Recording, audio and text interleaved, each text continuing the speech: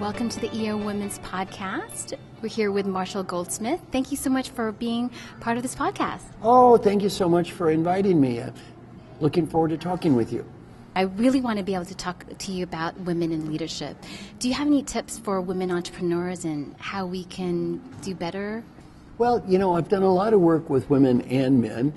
I'm doing a new book with Sally Helgeson, and it's about women in leadership and talking about some of the unique similarities and differences that women and men face. Many of the issues that I work with relate to men and women in about the same way. For example, learning to ask for input, learning to figure out what you want to improve, learning to follow up, measure improvement, getting better. That applies to men and women about equally. There are differences, though, between women and men in leadership feedback. I'm often asked that question, what are the differences? Gender difference number one, the average woman is seen as getting better 360-degree feedback than the average man. This doesn't mean every woman gets better than every man. It does mean, though, the average woman scores higher than the average man. The average woman has one issue to deal with consistently and amazingly more than the average man. Women are too hard on themselves, often trying to be the perfect everything to everybody. And the other side of the equation is women are more hesitant to promote themselves. So on one hand, those two go together, hesitant to promote themselves, and on the other hand, too critical of themselves. So the one thing I often teach women more than men is, please don't be too hard on yourself. Where do you think that comes from? I'm certainly not an expert to answer that question. The fact that it is a fact. That's not a theory. Why it is, I can speculate. Many women that I work with, their grandmothers did not have 60-hour-a-week jobs, and they do. Yet they end up with the same expectations about the family, the house, life that their grandmothers had. And with the 60-hour-a-week job on top of it, well, it's very difficult to do that. It's very hard to live up to that kind of incredible expectation that many women feel. So you also talk about women having lots of guilt. Yeah, so I do a class for women. I'll maybe share with you the highlights. Are you ready? Yes. I'm going to have you go through this. You can be my student. I'd love that. Thank you. Ready? Okay, the first thing is we're going to have for the next 10 minutes 4 rules. Are you ready for the 4 rules? Yes. I'm going to be watching you like a hawk. 4 rules. 4. If you can't follow these 4 rules, out. Okay, you got it. Are you ready? I am ready. Rule number 1. For the next 10 minutes, you cannot attempt to learn something. So, now look at your face. See, I'm grimacing. You're already having problems. It's going to get harder. For the next 10 minutes, you cannot try to become more productive. Productive is my middle name. Breathing. It's going to get harder. For the next 10 minutes, you cannot try to become a better person. And finally, the hard one. For the next 10 minutes, you cannot even consider helping others. I want you to spend 10 minutes and focus on only one thing: your own happiness and self-acceptance. Just 10 minutes. See, I did this with a large group of women in India. 2 women just broke down. They didn't just start crying. They just lost it. Nobody ever gave them 10 minutes before. Now, this is not so easy for women. You already have tears in your eyes. This is a difference between women and men. I want you to imagine if you were a man and I said, sir, for the next 10 minutes you must focus only on your own happiness. How many men have tears in their eyes? I don't think so. You know what they're thinking? Only 10 minutes? It's true. That's true. Let's spend all day on that topic, right? For women, this is a very different issue, much harder on themselves typically than men.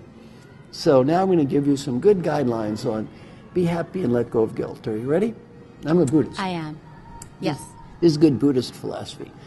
First, Buddha said, every time I take a deep breath, it's a new me. So every time I take a deep breath, it's a new me. So I want you to take a deep breath.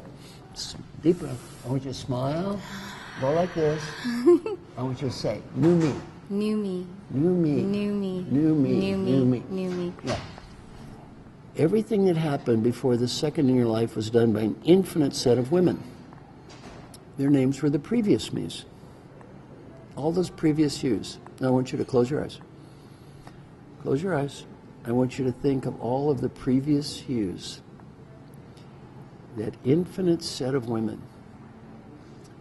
Think of all the gifts those women have given you that is talking to me right now. Think about all the nice things they've done to help others, and think about how hard all of those women tried. Open your eyes.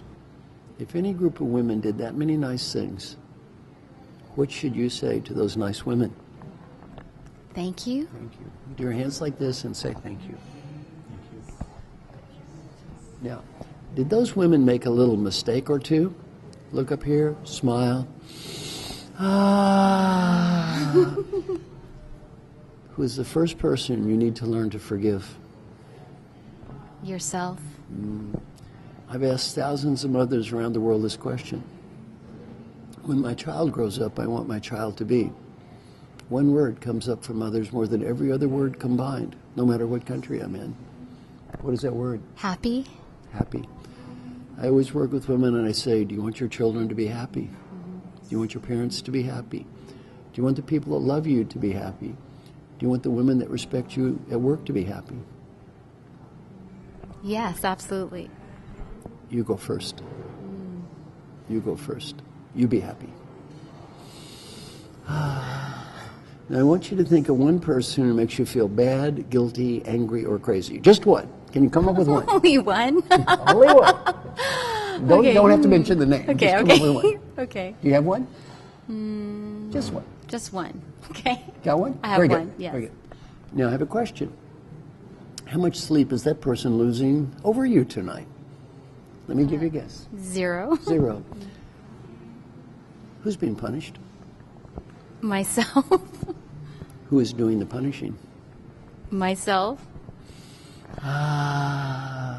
You don't have to like that person or agree with that person. Starting now, you're going to tell yourself, you are no longer going to make me feel bad. Life is too short. Life is too short. 2 monks are walking by the stream. The monks see a woman and she has a beautiful silk dress on. The woman is crying. One monk comes over and goes, why are you crying?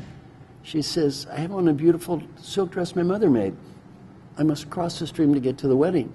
If I cross the stream, I'm going to ruin the beautiful silk dress. I don't know what to do. One monk says, we cannot help you. We can't touch women. It's against the rules. The other monk says, the heck with the rules. Picks her up on the shoulder, carries her across the stream, and drops her off. Oh, she's so happy. She says, thank you, nice monk. Thank you, good monk. The monk is happy. He splashes back across the stream. His colleague, the other monk, is angry. You're a bad monk, terrible monk, bad monk. The wet monk says, why am I bad? We're not supposed to even touch women. Pick that woman up, carrying her about you, bad monk. You have to save yourself. The wet monk says, shit happens. They walk back to the home of monks, all the way back. Bad monk, bad monk. The wet monk dries off and goes to sleep. In the middle of the night, his colleague is still angry. You're a bad monk. Why am I bad? Could you carry that woman? The sleepy monk says, what woman? Well, what woman was that? The angry monk. The woman you carried across the stream. The sleepy monk says, oh, her? I only carried her across the stream. You carried her all the way back to the monastery. Wow, that's powerful. I think you may have been carrying some people around with you. I see these people in your eyes. They do not make you happy. Next time you think of these people, you take a deep breath. Leave them at the stream. Leave them at the stream. I was teaching the women's program at Goldman Sachs, and one of their top investment bankers raised her hand. She said, excuse me, excuse me. She said, excuse me, could I submerge them in the stream? Now, some final advice for the women listening. Pick a path. Pick a path through life. It is your path. As much as you can, have the path come from where? In your heart. Any path that you pick through life will have trade-offs. Any path has trade-offs. Make peace with these trade-offs. Make peace. And do not go through life doing this to yourself. Don't be too hard on yourself. Final story. Farmer's rowing the big boat up the wide river. He looks upstream, and here comes another boat. The boat gets closer to his boat. The farmer says, be careful, you might hit my boat. It's such a big river, be careful. The boat hits his boat. The farmer is angry. He stands up, he says, you idiot, you fool, how could you hit my boat? It's such a big river. He looks in the other boat. There's no one in the other boat. He's screaming at an empty boat that's just floating down the river. There is never anyone in the other boat. A person making you feel bad and crazy and angry, getting upset with them for being who they are, makes about as much sense as getting upset with this table for being a table. The table cannot help but be a table. That is what it is. If you had that person's history, family, and life, you would be that person. You don't have to like them, agree with them. Next time you think of them, nobody's in the boat. Final advice for women, and I give in every class, is to breathe. Imagine you're 95 years old and you're going to die.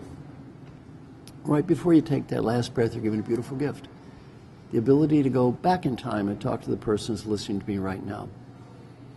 The ability to help that woman be a better professional, have a better life. What advice would that wise 95-year-old woman who knows what mattered in life and what didn't, what was important in life and what wasn't, have for the woman that's listening to me right now? Well, don't have to say anything, do anything, write anything. Just answer the question in your mind. Whatever you're thinking, do that. In terms of a performance appraisal, that is the only one that will matter. She says you did the right thing, you did. She says you made a mistake, you did. You do not have to impress anybody else. Some friends of mine interviewed old folks who are dying. What advice would you have? On a personal side, 3 themes. Theme 1, 3 words. Be happy now. Not next week, not next month, not next year. Be happy now. The great Western disease. I will be happy when I get the money status. BMW condominium. I will be happy when. Be happy now. Learning point 2, friends and family. When you're 95 years old, you look around your deathbed, none of your coworkers wave by. You realize friends and family are important. And 3, if you have a dream, go for it. Because if you don't go for it when you're 35, you may not when you're 45, and you probably won't when you're 85. Business advice isn't much different. Life is short, have fun. Number 2, do whatever you can do to help people. Not because of money or status or getting ahead. Because a 95-year-old woman will be proud of you because you did and disappointed because you don't. Help other women with their challenges in life. Why? Not because you need to, because you want to. And then finally, go for it. Don't be too hard on yourself. Just go for it. Women tend to not promote themselves enough, tend to be too hard on themselves, a little more hesitant than necessary. Just go for it. You may not win, at least you tried. Old people, we almost never regret the risk we take and fail. We always regret the risk we fail to take. And the final thing I would like to say is thank you so much for this interview. I hope it was very useful. Thank you. Thank you, Marshall Goldsmith. Really appreciate your time today. Thank you very much.